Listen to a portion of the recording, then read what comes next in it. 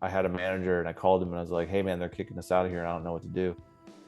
And my manager's like, well, how about you just go find a house, show it to me. I will buy it and then you can just pay me the mortgage payments. Hey, what's up, guys? Joey Sturgis here. I'm a music producer, and this is the Chronicles of Podcast with Tom and Jamie. Hello, world. Wednesday 13 here. Hey, this is Tom Stain. Hello, everybody. I'm Ronnie LeDrew. Yes, my friends. My name's John Mahon. What's going on, everybody? It's Tom. And it's Jamie. Welcome to the Chronicles of Podcast. Ladies and gentlemen, theys and thems, this week we have a very special guest with us. This week's guest is a music producer, engineer, and all-round creative genius. He's the owner of the Foundation Recording Studio in Indiana. He has used his talents to help many bands over the years, from The Devil Wears Prada to Ask and Alexandra to former guest Face Yourself and many more. Yes, he's the godfather of crabcore, the master of the fist technique, Black Keys only. Put your hands together as we bring you the Chronicles of Joey Sturgis. Awesome. Thank you guys for having me here today. No, Tom, thank you for taking the time. We really appreciate it massively. Before we get stuck in, though, how's your Wednesday been so far? It's been great. I have been saying to everyone that I work with that I feel like I'm on the 8th Monday in a row right now, which is really intense for me.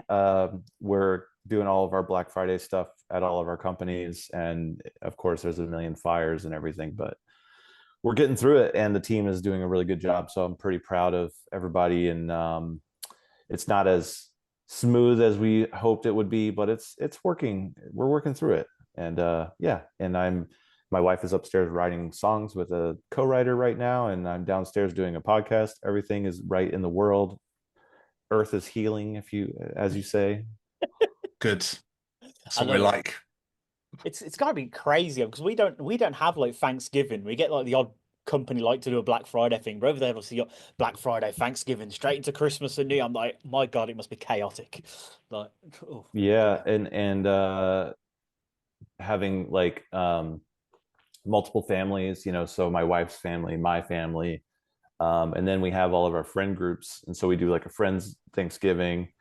And it's just kind of a lot of stuff. And I thought that this part of the year would slow down because this summer I was really busy. I was going to pretty much all the Danny Wimmer events, all the festivals happening in America, doing a lot of travel for work. And I was like, okay, finally, when we hit November, it's going to be like, okay, put the brakes on. But no, it's still going. And I have a Born of Osiris show in 2 days, and it's just like nonstop. So I think that's just a sign of the times where I've been able to keep myself relevant and valuable enough in the industry to where now I'm involved in just so many things that this is just part of life now. And there's a lot of things to show up for. There's a lot of people to be involved with, and I like it. Otherwise I'd just be sitting here like probably doom scrolling or I don't know, playing video games or something. So at least I got something to do. Absolutely. Never a bad thing to be busy. Yeah. So how we like to start these things, we like to take them right back to the days of your youth, back to young Master Sturgis, you could say. What did you want to be when you were growing up? Has it always been music related for yourself or something completely different? When I started off, like right when I turned 18 or so, up to that point, I had been involved in music. I've been involved in music my whole life. My whole family is musical. I learned how to play drums at the age of 9. Shortly thereafter, started playing guitar. So like music was sort of like a thing that was part of your life, but in my eyes, it was never something that I thought I would make a career out of. Instead, I was more interested in creating websites, programming. I wanted to make video games was my initial sort of like, that's something I definitely want to do. And it's weird because, my uncle, who lived in Nashville, Tennessee, he was already a producer and was producing country artists and rock artists and blues artists down there.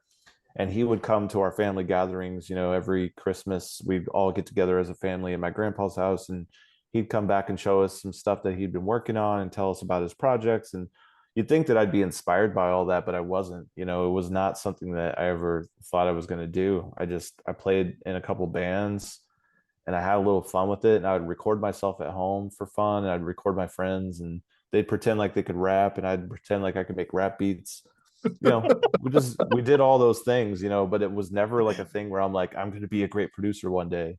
I was always trying to get better at software engineering and computer science, and was kind of focused in that way. And what's really odd about my whole story is that those things eventually came together perfectly, where it's like I became a music producer, but then I started making software, and now I'm both of those things where I still produce music and I make music software. So it all makes sense now, how my come up came together. But back in those days, I was definitely very computer focused, and I think that plays into my approach to production.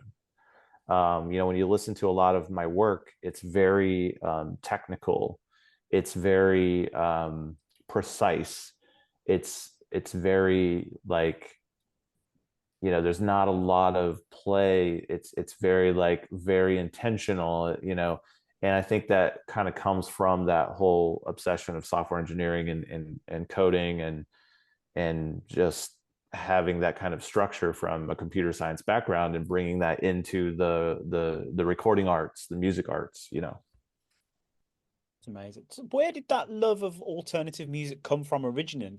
I know you said your parents are musical. Were they into that sort of music, or was it friends, family, whatever it might be? So my dad plays guitar and has taught guitar and worked on guitars for like 50 or 60 years or so. Wow. And my mom has played keyboard, and they both sing as well. But their genre is like classic rock and blues.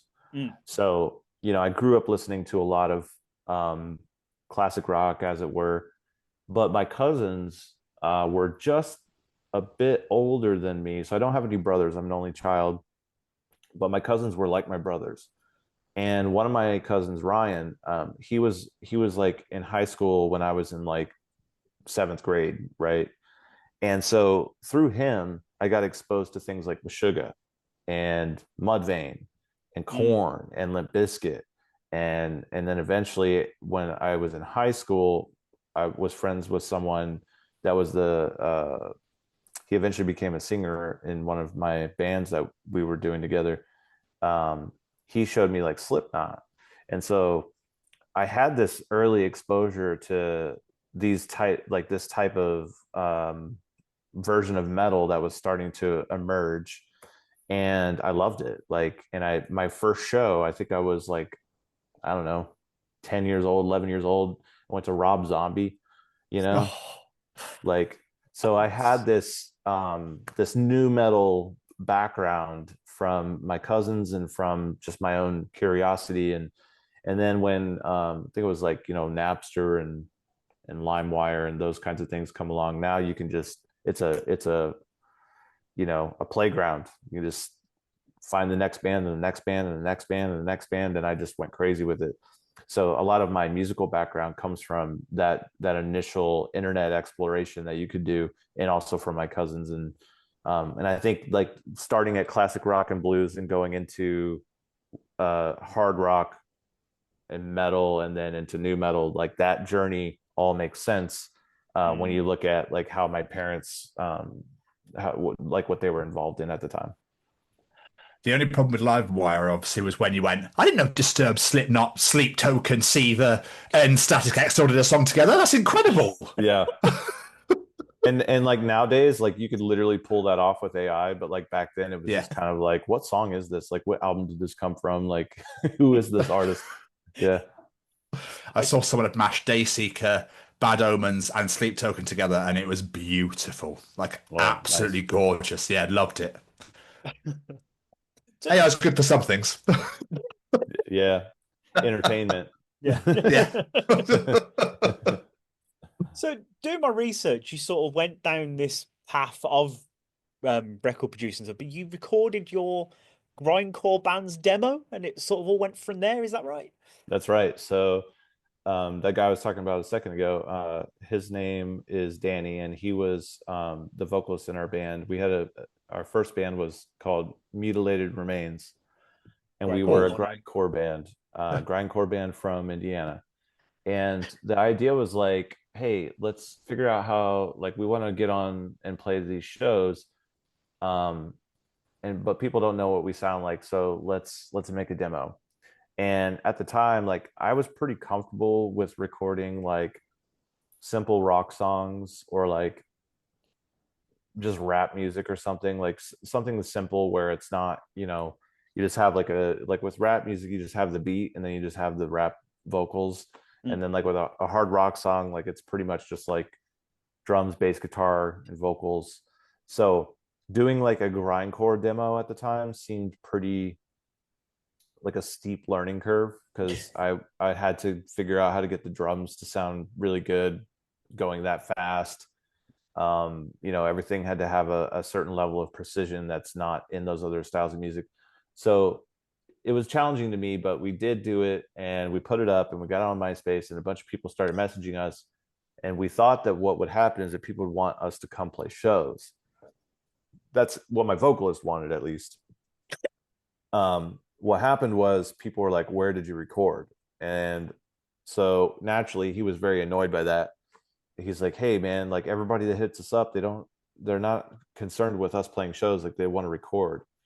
And then I was just like, well, why don't we just do that? And then while they're in the studio, we can like convince them to play shows with us. So the band would come in the studio, and then I would make their demo and just be like, all right, guys, now can we play some shows? And it worked out one time. But the rest of the times it's just like I'm the producer now, and it just kind of never stopped. It just, from there, just kind of one band led to another. And then it was like bands that weren't even in our genre were starting to come in. Like we'd record like a pop punk band. And then he was like, I don't really see the point in this. We're never going to play a show with a pop punk band. And then I was just kind of like, okay, well, meanwhile, I'm making money. These bands are paying me a couple $100 every time they come in here, so I'm gonna keep doing that. And then I eventually worked out a deal with the people that owned the garage. So it wasn't my garage, it wasn't my house, it was my friend's house and his garage. Worked out a deal with him, was paying him like $500 a month. I was making like $500 in a day or a couple days. So it was a good deal. And just kept doing that to the point where basically they were like, hey, we appreciate that you pay rent here and you do all this cool stuff, but we want our garage back. And so you don't owe us rent anymore, but you got to go. And at the time, this is like several years into it, I had a manager, and I called him and I was like, hey man, they're kicking us out of here and I don't know what to do. And my manager's like, well, how about you just go find a house, show it to me, I will buy it, and then you can just pay me the mortgage payments. What the? Yeah. Now keep in mind, Wow. this is a person I had never met before. And there's a whole story about how he became my manager, but basically it was Craig Erickson, who's the owner of Rise Records at the time. And he just believed in me so much that he was willing to risk that much money on a house. Because I was poor. I was a poor kid. I didn't have any money. I didn't have any credit. I had nothing to show for myself other than my ability to make recordings and just, pay rent. So he hooked me up with that, and I was just like, listen, you know how this works. If you don't find me somebody to record, I can't pay you the mortgage. So he did a really good job. He found me the Tack Attack and Ask Alexandria, and We Came as Romans and Of Mice and Men, and the list goes on. So that's how everything got started. That's incredible. That is insane. Fair play to that guy for going, this guy knows what he's doing. I can put my faith and put my investment in this guy. So fair play. Like, you don't find people having that much faith in people these days. So that's incredible. It didn't start off smooth. He asked to be my manager, and I told him no. Yeah. And then I thought about it some more, and then I was like, you know what? Actually, having a manager might be useful, but I'm going to put this guy to the test. So I was like, I'll let you be my manager, but I want these like 5 things to happen in the next 5 years. And it was like, one was like, do a record on Metal Blade. I was a huge fan of Metal Blade records. Another one was I want to work with Adam D. I had some other ones. I can't, my memory gets fuzzy on this list, but it was like those are the two ones that stuck out in my memory. And he made every single thing on that list happen in the first year. Wow. Yeah. That's So nice. that's where I was like, okay, now we're cooking. And yeah, so I've got the house, moved in, started recording bands there, and had a lot of fun. And the rest is history. The Stand Up and Scream was recorded there. If anybody is watching this podcast and lives in Indiana, that house is for sale, actually, right now. The house where all those records were made, it is listed currently. So please buy it from me. I'll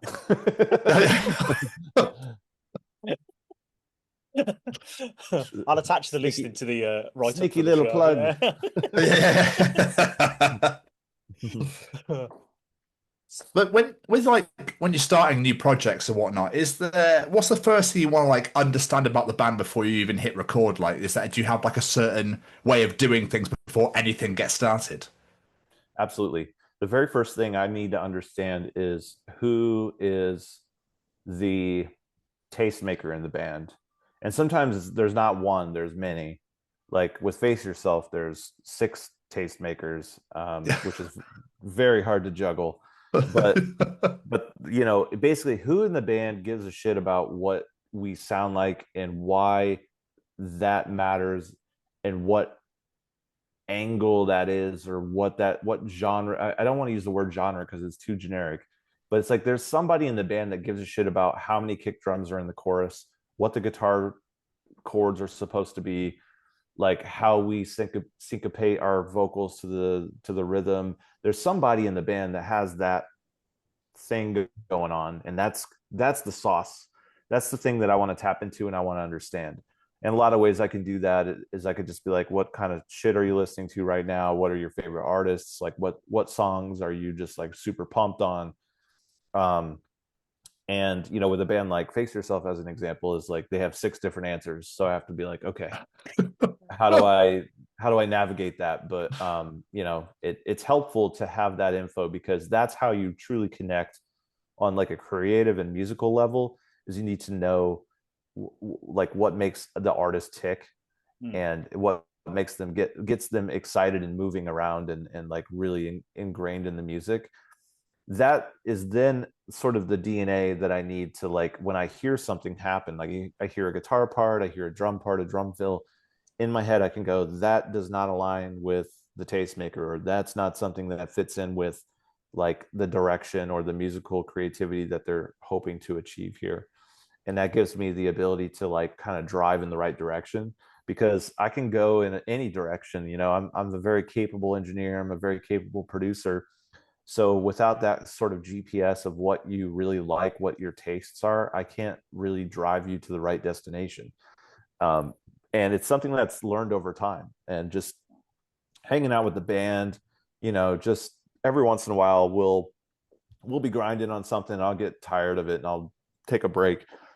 I just hit play on my Spotify and I just kind of read the room. Like if everybody's like, dude, this song fucking sucks, or like turn this off, I'm like, okay, they don't like that, like switch something else.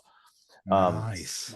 So it's a little secret shit like that, where it's like, and let's take a lunch break. All right, cool. Who's got the aux cord? Me? All right, sick. Or they've got the aux cord. And what's the first song they put on?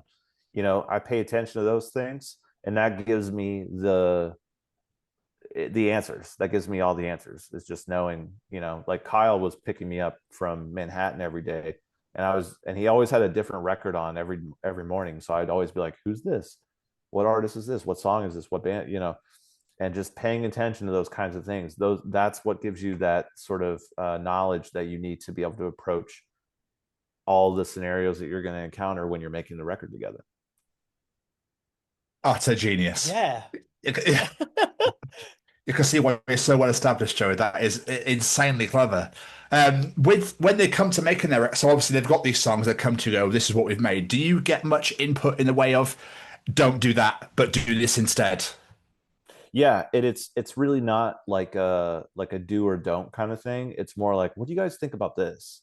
And I'll present all my ideas as just like potential ideas. And I encourage them to do the same. One of my favorite things that I heard, I think it was from, I want to say it was Andrew Wade at some point. Him and I have been in the game for a long time, so it's hard to remember who said this, but somebody said like, hey, we're all on the same team. We all want to make a really good record, right? Like we all have the same goal.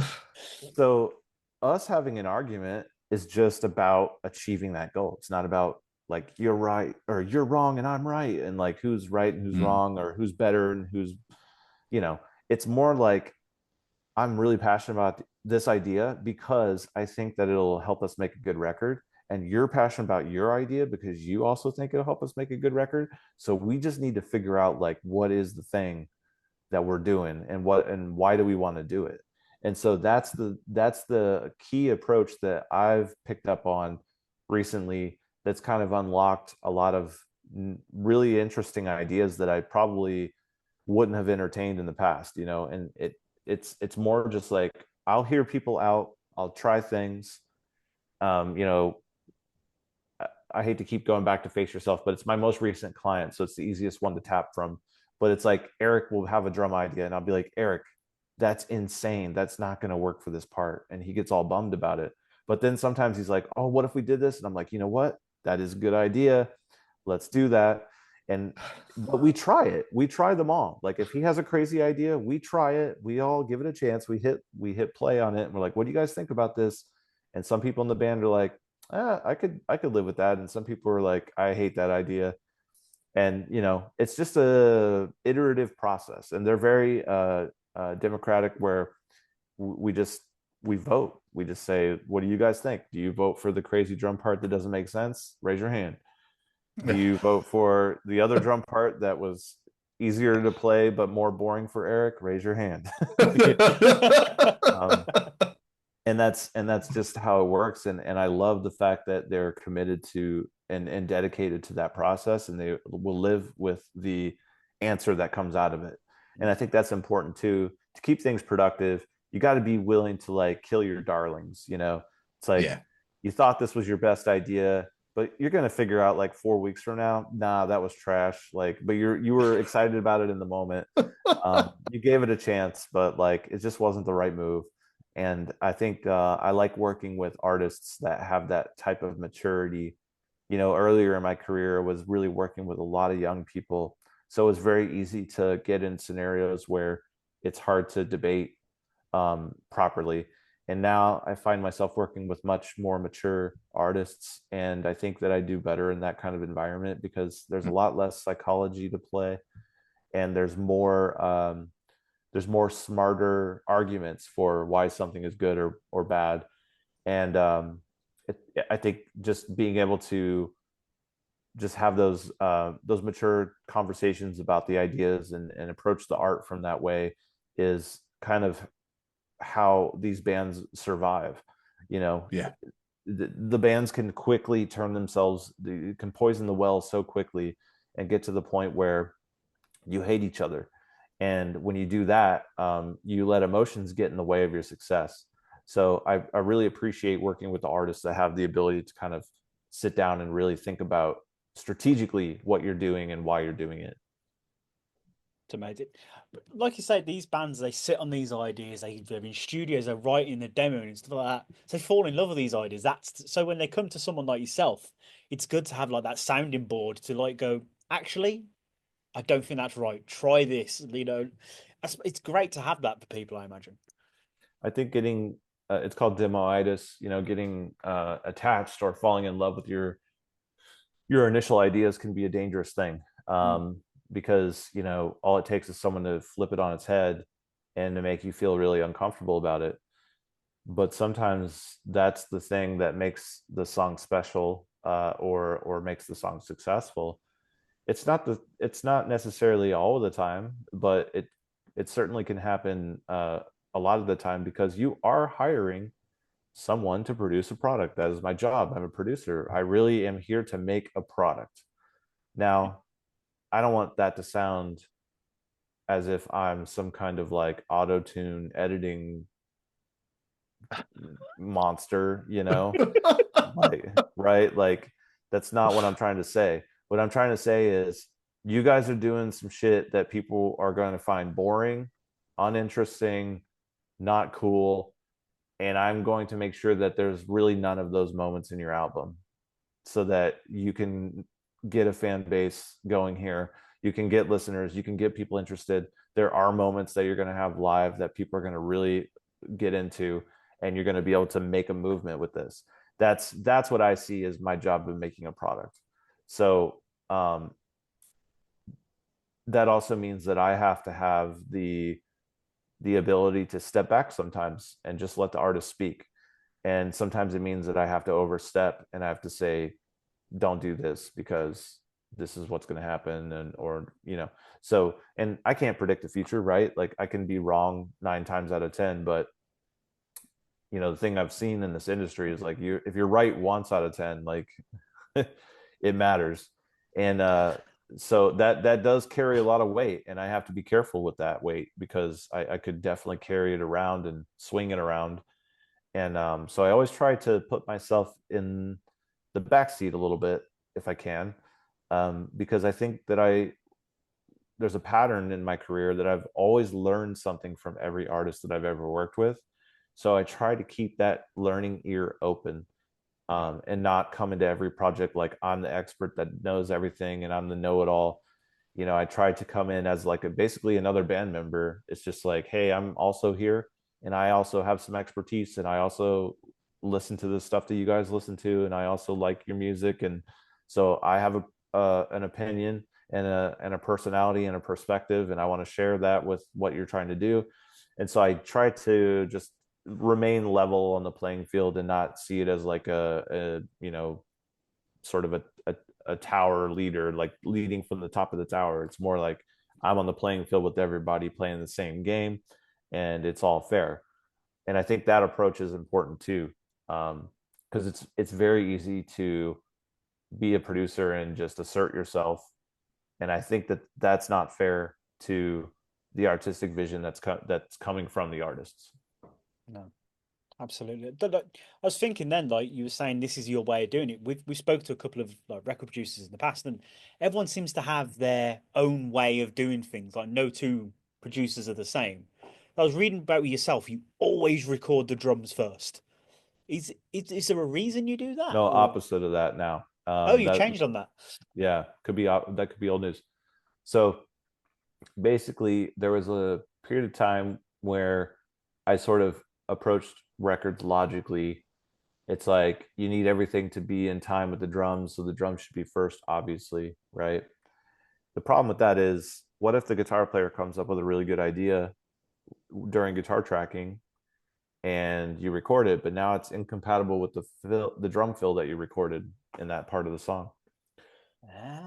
It's not very easy to go back and a lot of times, like the reason for me, especially in my recording environment, is that it was in my dining room. Like the drums were recorded in the dining room, so we'd always want to strike the drums. It took up so much freaking space. So it was like, we got to get the drums done, and then once we remove the drums, okay, now we can't change any of the drum parts. I never liked that, and my eventual workflow came down to doing drums last. And actually, once I, at some point, I had multi-site, multi-engineer, like projects going on at once. So guitars for Bless the Fall in this room, down the street in a recording studio, drums for Amir, Crown the Empire is writing vocals over here in this little small studio. I just had stuff going crazy. So my approach had to be modular. Basically, any musician from the band at any point in time could insert themselves into any song without it being an issue. So we had to set up our projects a certain way to where there was always a backing drum track that would get replaced. There was always bass and rough bass and rough guitars, maybe a rough vocal track, so that if someone wanted to write a key part, they wouldn't have to wonder what the vocalist is going to sing. There would just already be some vocals there, even though they're not the final ones. They're just something there to know, okay, this is roughly the notes I'm going to be singing. This is kind of the register that I'm going to be in. So maybe you could put your key parts down here in this register, that kind of thing. And that's when we discovered drums come last, because then it was like, we've modified the crap out of these songs to the point where now the drummer has to relearn the whole thing. And then that's when it makes the most sense to record the actual drum parts. So yeah, drums last, never drums first. Yeah. What's good about that is you find like you're still learning. Like going through this now, however long you've been doing it, you're still going, actually, no, that would be better. You're still learning and changing things yourself, which is great. I like to start with guitars first, because if you can make the song really interesting just with guitars, you're off to a really good start. Because a lot of times, like, songs in this genre can be super boring, like in the sense that it's like the chorus is 4 chords and just goes chord 1, 2, 3, 4, and then we just like immediately go into the next part.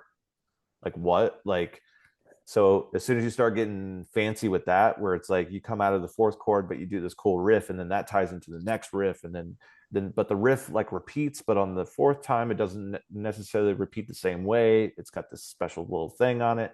So you start thinking like that, now you've got like this basis for a song that's going to be really interesting, instead of just like taking like 4 or 5 different parts and just going part 1, part 2, part 3.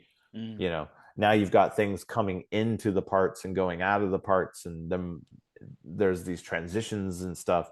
Then you start to think, okay, well, there's a really interesting guitar transition right there. Why don't the drummer should do something cool there too? Or maybe the drummer should stop early, like maybe they don't complete the whole bar. You know, all these kinds of things start to happen. So that's what I do these days, is I start with guitar, and then I kind of build everything on top of that. I try to make the guitar interesting in the first inning, you know. That's so cool. Joey, how do you know though when a song is done? How do you know when that's it? We're not going to put anything else on it. We're not going to do any more to it. When the label wants to release it and I want to get paid. Okay. I wasn't sure if there'd be any more. It's like, I don't really want to overdo this anymore, because you know you could almost. Have there been moments where you've been like, we should stop here, because if I do any more to it, you could just do it forever, couldn't you? So the thing about me is that I am able to sort of like that. I'll say this first: a lot of producers are slow, and I can be as slow as you want me to be. That's the hard part about it, is that I feel, as a producer, I feel like I will take every inch that I can get until there's no more inches to give. And so I will definitely just sit there. Like if you would give me a whole month just on drums, I would take it, because Wow. that's how obsessive I can be about every little piece of something. But the reality is that you do have to just be pragmatic, and you have to be practical, to the sense that like this band can't be sitting on an album for a whole year. Like they got shit to do, you know. So we got to get this done. This is when it needs to be turned in. So you make sacrifices along the way, and I think that's just the part of art. Like it's just like, you know, if you're a painter, like you might not have the brushes you want. The humidity might not be at the level that you want it to be at the time of the season that you were inspired to paint the painting. The store ran out of the specific blue that you're looking for, so you had to make your own out of green and yellow, or whatever it is. Like this is just the bane of all artists' existence, is that there are variables you can't control, and you just make the best of them. And so I think a lot of times the albums, they could have been worked on more. There could have been things we could have done better. There could have been songs that would have benefited for a couple more days, but we just didn't have it. And so we did what we did.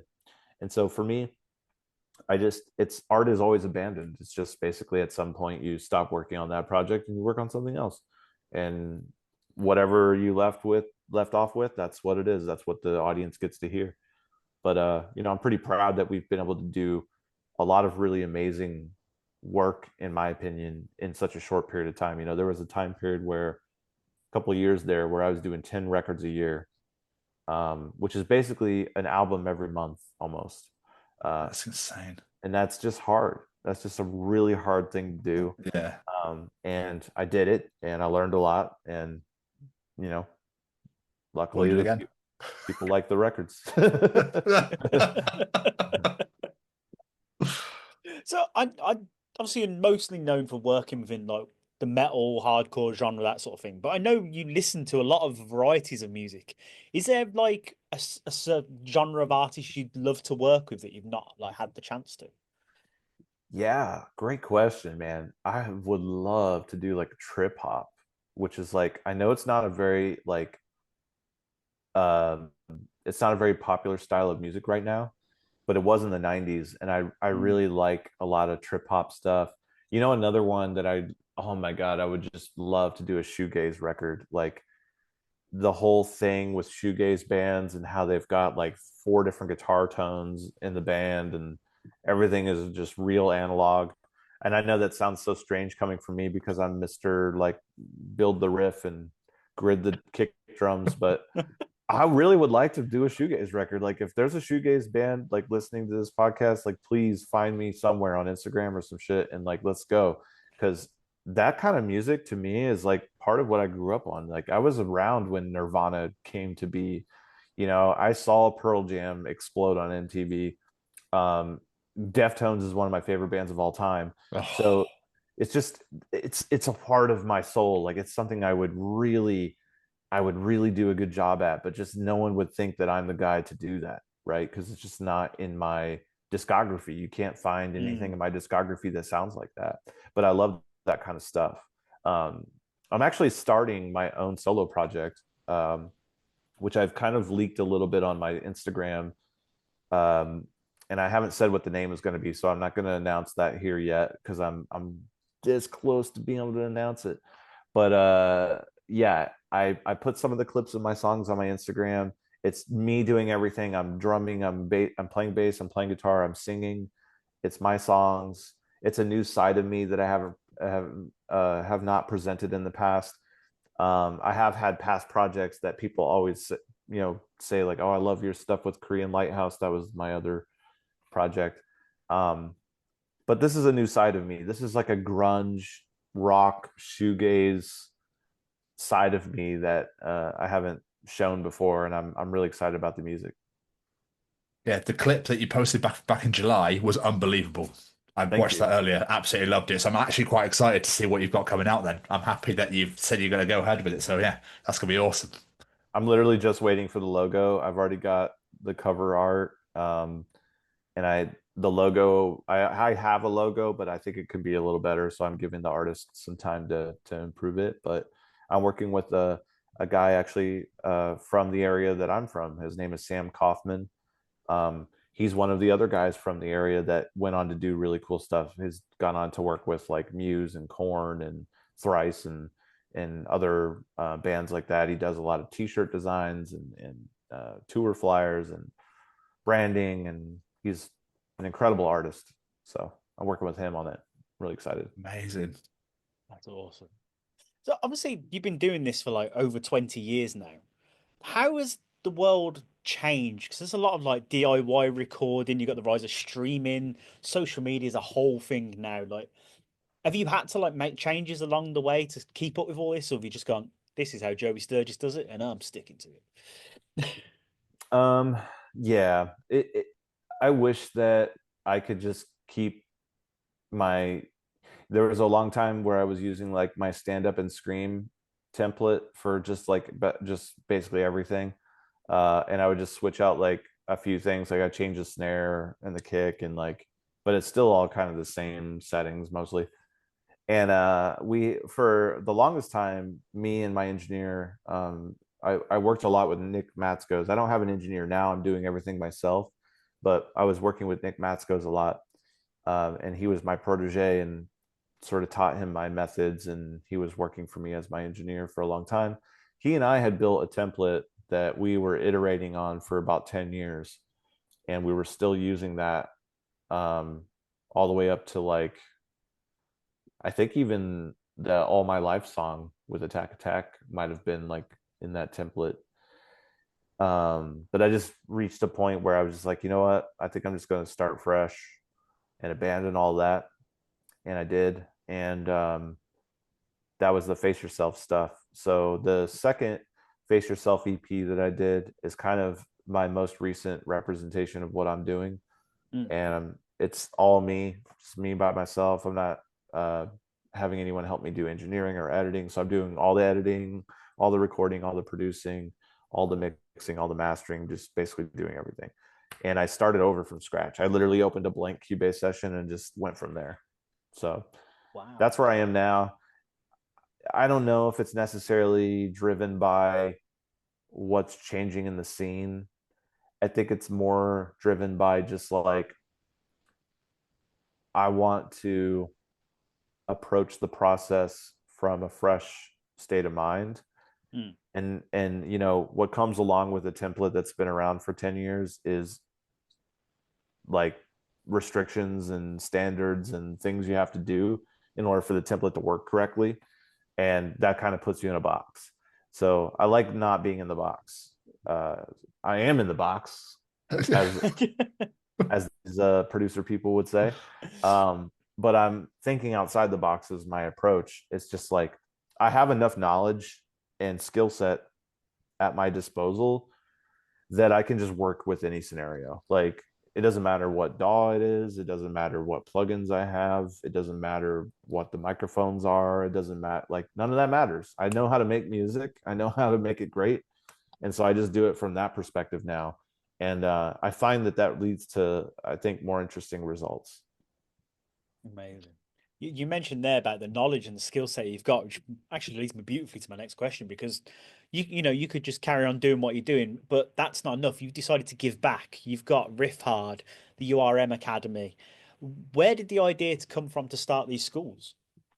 So I have to hand it to my good friend and business partner, Al Levy, who was able to catch on to this before me, but I was still there in the early days. I did my creative live sessions, which were the first two sort of first two things I did in the education space. And that came on the back of Al doing creative live. And he really had a vision for creating a rock and metal production school. And the original idea was to do it in person and literally have a school, a room with tables and desks and chairs and a teacher and all that.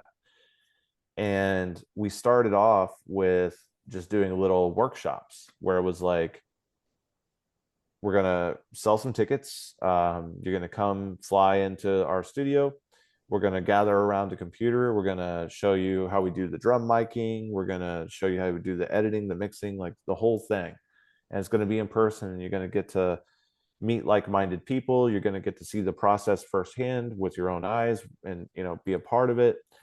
And so we were doing those little workshops, and we were doing them a couple times a year, and they were going well. And then we were starting to talk about, okay, now that's going well. So now how do we, build the school? And I remember one day we had this conversation where we were talking about like, what should the tuition cost and how will we pull all this off? And then we got into this conversation where it was like, well, people are going to have to leave their homes. They have to leave their families, their dogs behind. They're going to have to move. They're going to have to find a way to eat food out here. It's a whole thing, right? And then you start to think, man, that's a lot to expect of someone to basically change their whole life to go to this school or whatever. And so we didn't necessarily figure out the answers that day, but that thought stuck with me, and we started the podcast. And then one day I just had this stroke of genius. I just woke up and I was like, well, I've done Creative Live, and while their studio is super fancy and they have millions and millions of dollars, I think I could do something just like Creative Live in my own basement using GoPros, an internet connection, and a couple of like apps. So I set this all up and I did a test, and I was like, what do you guys think of this? Like, what if we just like open a mix and we just like let people see what we're doing, and we do it live, and they can watch and they can chat and they can ask questions as we're doing it, blah, blah, blah. So we came up with this idea, we tested it, and we initially sent it out to all of our podcast listeners. And at the time we were charging people to listen to our podcast. So this was, you had $5 a month, $10 a month, and $15 a month listening tiers. It came with some extra perks, but we were charging to listen to the podcast. So we knew that we had people that were listening, but it was was basically like 1,000 people were listening, and we were making like $5,000 to $7,000 a month. And for three grown men with families and houses and stuff, that just wasn't going to work. Yeah. So we were like, let's test this live mixing thing. Let's see what happens. And we do it, and we have a lot of people really love it. Like, and because the first time we did it was free, but it wasn't free, but it was like to our members it was free. So they were already paying for the podcast, but we did this thing for free for them. That turned out so well that we were like, let's immediately spin up a subscription for this. So we started a $20 subscription for Nail the Mix on month 2, and we had like 500 people sign up like right away. So nice. That was just like an immediate like, okay, this is the direction that we need to go here. But like how I got started in the whole education thing was really through Creative Live and AL, because I was really annoyed by that whole idea. I thought, the guitar player looking over my shoulder and wondering what settings I'm using on his guitar tone, like it annoyed the shit out of me. I'm like, you're a guitar player, I'm a producer, like keep your eyes off my screen kind of thing. And after so many years of that, I just realized this is something I can't win. Like, this is just going to be something that people are interested in. It's going to be something that people want to do, and I can never change that. So I might as well find a way to be a part of it. And that's how Creative Live came about. It's how URM came about. And ultimately Joey Sturgis drums, Joey Sturgis tones, Drum Forge, all those things are stemming from the idea that I think I can actually help people rather than fight people when it comes to this idea of like production and learning how to do this stuff. And I always thought that, the rub was like, if I give you my secrets, then who's going to need me? The reality is Sumerian's not going to call you to do Asking Alexandria's record just because you know Joey Sturgis's secrets, my career is safe, but it's scary at first, giving away the secrets and just kind of sharing your knowledge with people. I suppose, well, like you said with the Joey Sturgis tones and stuff like that, you're helping people learn these skills. So you're still helping them in one sense, and obviously they're buying these things off you. So you're still kind of producing the record for them in a way. Well, that's the benefit of creating such good products, is that you're now a part of all these records. I can't tell you how many countless times people have told me that they use Gain Reduction Deluxe on every vocal track that they ever do. It's like Joey Sturgis is on every record now, like whether he did it or not, his products are there. Like, you know what I mean? Speaking to myself in third person, not going to do that. Not going to be that guy. But you get what I'm saying. Like it's cool because now a part of me lives on in the music world in such a big way.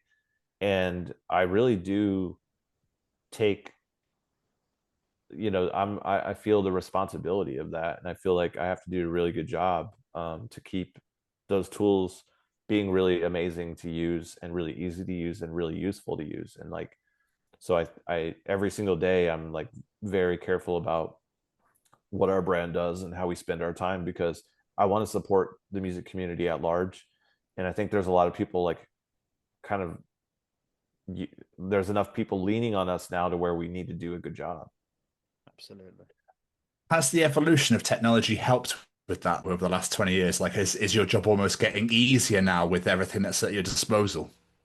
There's definitely parts of it. Yeah. Like the whole co-pilot thing, which for those of you that aren't aware, there's a layer of AI that you can use that's essentially kind of an assistant. As if you're an audio plugin developer, you have a lot of code to write, and Copilot is sort of like an AI bot that can help you code things that would take a while to write.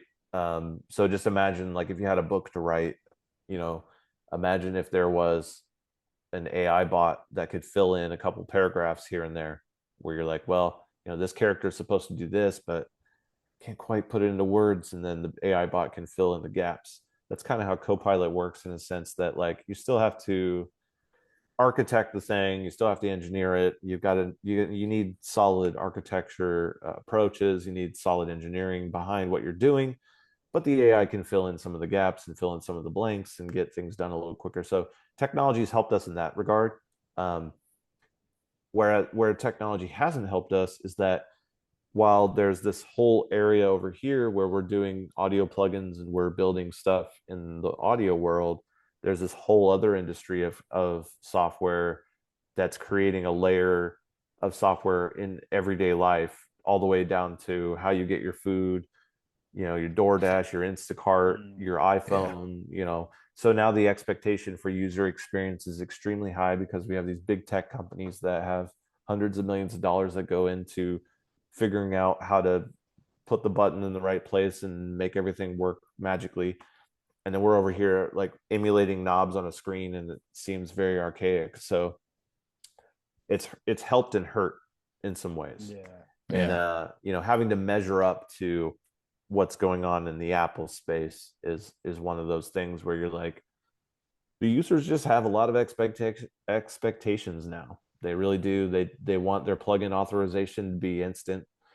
They don't want to, it's even down to where like it almost feels archaic to send you your license key by email, right? Like, so these are the kinds of things that we're thinking about now, where we're like, these are problems. These are actually, like, they don't feel like problems at first, but they really are problems. Like, people just don't have time anymore. It should be simpler, it should be easier.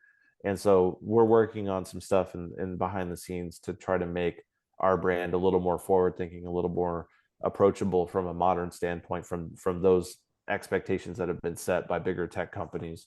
And I think there's some solutions there. There's some answers there that I have good ideas about, and I do pay attention to that user experience, and I do know it's very convoluted, and I think we can do a better job, and that's something that we're going to be taking very seriously in 2026. It does seem to be like the world has just progressed faster. Give it quicker. Yeah, just keeping up is just an absolute nightmare. Joey, I'm conscious of the time, but before we get out, I do want to ask you a couple quick other things. As I said, I was doing my interview and I was looking back at an old interview you did in like 2012. And at the start of this, you said you wanted to be a game developer. And according to this interview, you started working on a game. Did you do it? I was not able to finish the game. But I'm working on a game now too. It's weird because I go in these phases where I'm like, I get into like super game developer mode and I like hunker down and I get pretty far, and then I have to like something pulls me away. Like there's a big project at JST, or there's a big project at URM or something, and I have to kind of back off and do that first because that's my bread and butter, and then I can come back to the game later on. But the good news is that, like, speaking of tech advancing things, game development has never been easier now. Engines like Unity and languages like JavaScript have really advanced in the last 5 years.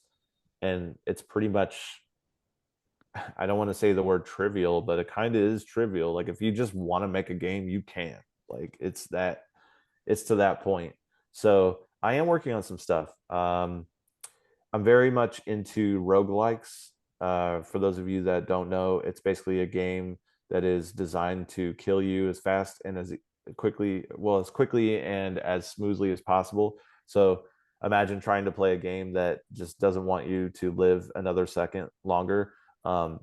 They're very hard. They're like a really, really, really advanced version of chess, in the sense that, like, you have to make all the right moves to win the game. I'm trying to build one like that, and I have some really cool theories on how I want to put it together, but it's super nerdy stuff. It's like usually like has like those Dungeons and Dragons type of tendencies. It's usually fantasy based. It's, but you're basically a character, and you move one step at a time, and every time you move, the whole game pauses and nothing happens until you make your next move. And so, like, when you make a move, the world makes a move. So you make a move, world makes a move. You make a move, world makes a move. And so it's like playing chess against the world, but it's based in fantasy. So it's like you might be, a really strong character that hits stuff with a bat, or it could be like a really swift character that like shoots and hides in the dark. Different types of things like that. But yeah, I'm building a roguelike, and I have no idea when it'll be done. Sounds amazing, though. Sounds good, Yeah. So, last question for me, a question I like to ask. If people are listening to this and they want to go check out some of the stuff you've worked on, whether it be established artists like Aston Alexandria or people who are working up like Face Yourself we were talking about earlier, what's one or two albums you'd recommend people check out to be like, this is what Joey Sturgis does? Well, one album that sticks out in my memory almost every time is Reckless and Relentless by Asking Alexandria. And I recommend that one because that was when I was given pretty much the most freedom to do whatever I wanted to do on an album. And it really does represent what I can do. So there's a lot of just crazy moments on that album, all the way from Morte Adabo, which has like a whole death choir and crazy outro and really fast paced stuff going on, to like songs like To the Stage that are just such a story. Like that whole song just has so many twists and turns and goes everywhere, and the story still all makes sense. So that's a good one. I could say like a really strange one, which would be like Before Their Eyes, Untouchables, I think is what it's called. That one you get to hear like my pop sensibilities, because we have a lot of like that whole record is two kinds of music. One is like sort of metalcore screamo, and then the rest of it is like pop rock. Such a strange combination of things, but we that's just what the band was doing at the time, and it worked out. Third one would be go listen to Pegasus by Dayshell. That record is one of my favorite records that I've produced. Shaylee Bourget, who was in Of Mice and Men originally, and then had Dayshell even before Of Mice and Men, and then came back and did a bunch of records. He and I got to do the most recent record for Dayshell together, and we really got to do everything that we wanted to do on that, from having cello players come in to just getting the riffs just right. Like the vocals are all exactly how we want it. Like that whole record just sings and screams from the start, and it's one of my favorites. So yeah, check it out. Absolutely incredible. Mr. Stevens, any more questions for our wonderful guest? Yes, one more before we let you go, Joey. Just when you first started in this journey, obviously with your granddad being a producer and that sort of thing, and then, finally getting into it yourself, did you ever think this is where you'd be today? No. I can look back on myself in high school being the kid that was not too popular, didn't graduate on time, had to go to summer school, never went to prom. I didn't go to college. Just that kid, he would not ever dream of any of this stuff. And I've even been a member, like I've helped the Grammys for 7 years. Been a committee member on there. Didn't quite get nominated yet, but there's still time. I'm only 40 years old. Exactly. Yeah, I would never imagine that any of this would be possible. Like I said, grew up poor, and my family, fortunately for me, my parents really did give me the kind of upbringing that allowed me to be this type of entrepreneur. My mom saved up for a whole year to buy me a $600 compact computer and get me internet. And that first computer with that first internet, man, that just like really gave me the tools early on to start doing this kind of stuff. And just being in that musical family and just having that acceptance and just being like, yeah, you can listen to music that has cussing in it, and yeah, you can go to the shows. Let's take you to Rob Zombie. You're only 10 years old. Like all that stuff, man, that just paid off in dividends. And actually I've been supporting my mom and dad. They're retired. They don't work anymore. I pay for a house for them and all their bills and stuff. And to be able to do that as a child is one of your, ultimate goals, I think, to be able to provide for your parents and stuff. So yeah. I'm a fortunate product of that environment. And I don't think I would change anything. I've definitely made my fair share of mistakes and had my own issues to deal with, but ultimately, I feel like I'm in a good place, and I feel really like right now, especially, I feel very creative right now. You can always tell I'm being creative when I start making my own songs, because I always have my enough things to work on. So if I'm making my own music, that means that creativity is exploding out of my body. So like, so yeah, I'm excited right now. It's a really good time. Incredible. Joey, this has been so much fun. Thank you so much for taking the time out to chat to us today. It's really meant the world. It's been really, really fun to get to talk to you.